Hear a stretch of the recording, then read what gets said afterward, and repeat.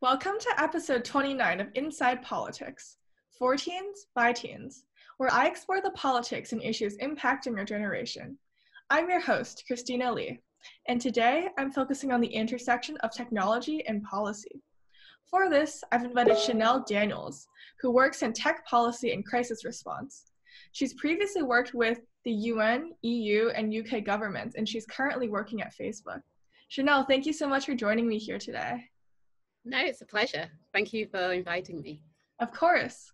So let's jump right in. So you've had an incredible and exciting career. So how did you know how to get such incredible positions early on?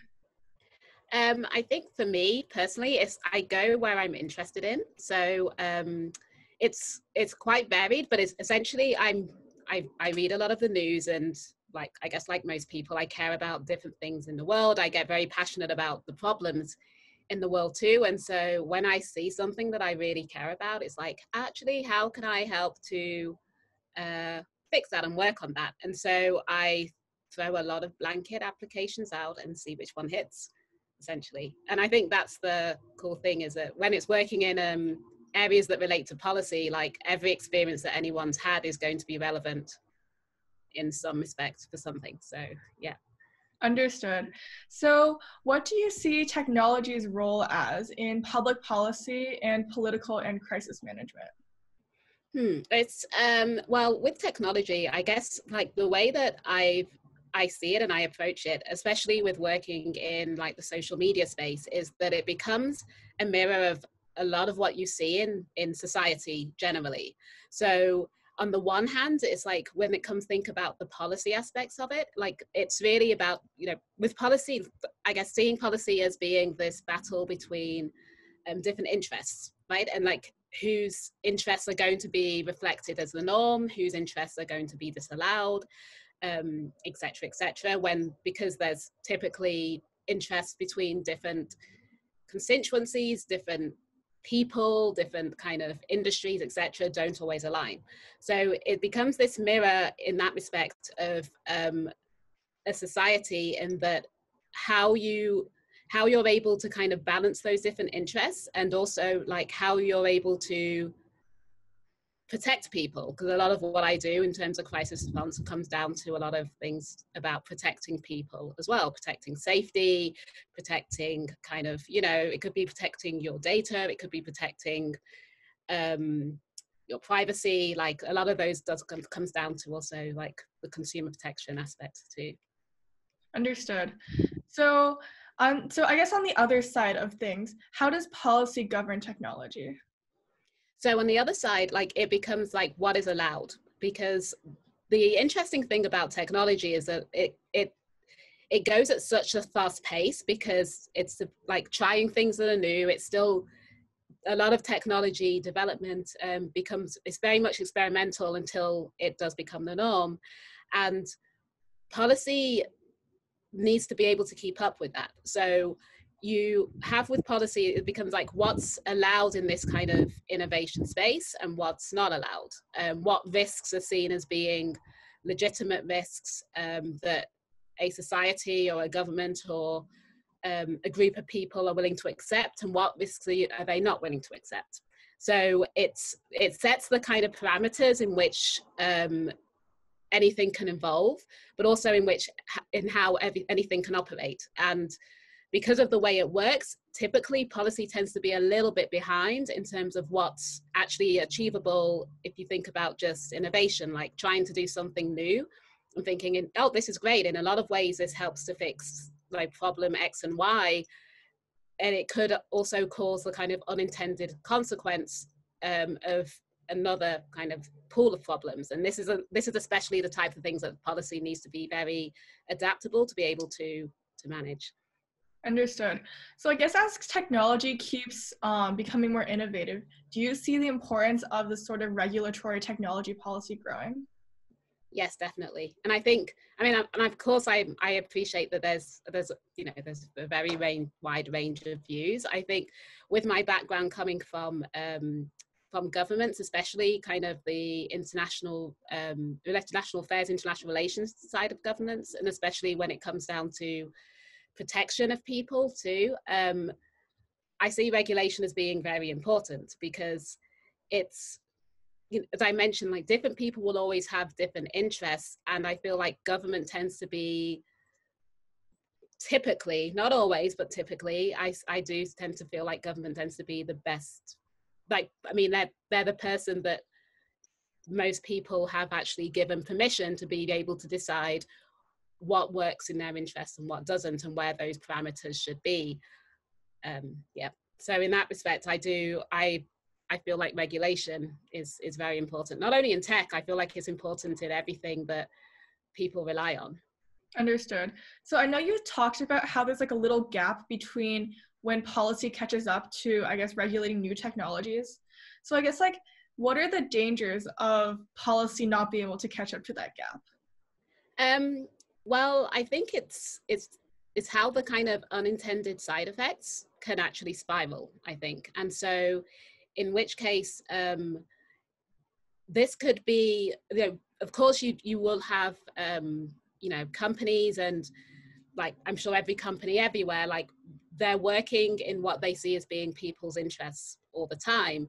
But then of course, like what your interests will be in different parts of the world, what the things that I would probably care about a lot more as being like a 30-something Black woman versus, a 13-year-old like child of anything, right? Like it's like this, the interests are always going to be different, right? Like, and at some points they do need to be aligned, and I feel like that's what governments are quite good at doing, is being able to really distill things down to find some form of alignment. But when that doesn't happen, things can always get worse, right? So that's, for me, like I feel like it becomes very important. And also it sets the rules of the game. So any new kind of innovation that's going to enter that space is going to know, like, what they're able to do and how far they're able to push any form of boundary. So it could be, I'm sure that if we didn't have, for example, data protection rules, there's a lot of amazing things that could happen by combining like the data I have from everywhere, from where I shop, from where I go to see the doctor and the dentist, like from everything. I'm sure there's a lot of very incredible things that can be produced from that. But actually, if you're a company that wants to be able to use data to improve people's well-being, and you're very new in this space, you know that you're not able to do this and this without this user's permission. So you're able to innovate around that. Understood. So I guess as like somebody who works with technology, how would you define politics from that perspective? I think, like, well, for me, like, I guess going back to that point about like who in government is actually able, and like who's given the kind of permission to be making these decisions, this is what politics becomes about. It's, a lot for me, for a lot of the ways that I think about this can be, it's analogous to any kind of election, right? Like you have different people that are able to represent different views, and as a populace you decide like which views relate more to the majority and which views don't. And so that's actually giving them permission to be able to function. So on the one hand, you have the politics being able to determine, the kind of parameters in which any kind of technology company or innovative area is able to operate. But at the same time, with being able to use technology as well, like how those decisions are made are also played out in that space too.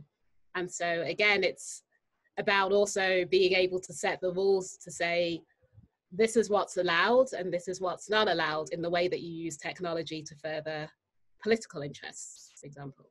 Yeah. Understood. So I guess looking to the future again, what about technology are you most excited for? For me, like, I mean, the thing I get very excited about is when technology is really able to become this equalizer of the kind of, I guess, the more kind of repressed voices, the voices that are not able to kind of get a seat at the table, like the kind of formal arenas. And that's what makes social media very exciting for me, because if we think about things like the Me Too movement, if it wasn't there, then actually if social media wasn't able to be used, would it have been able to grow into the major movement and seen like this kind of significance of changes it has? And the same with Black Lives Matter as well, the climate issues too, and environmental campaigns as well. And also on a very local level, I get very heartened when I do hear stories about how people are actually able to hold, you know, governments to account by just being able to record something that's happened that shouldn't have happened and being able to share that widely and have people being informed. I think things that inform people and that enable people to share their views like in better ways, I feel like these are the things that I think are the most exciting. So I feel like these are the things that are actually able to make societies much more equal. Yeah, definitely. All right, thank you so much, Chanell, for joining me today. I really appreciate it. Stay safe, stay healthy, and I'll see everybody next time on Inside Politics. Hi everyone, this is Christina. Thank you so much for watching Inside Politics, and please feel free to check out the rest of the interviews on my channel. See you next time!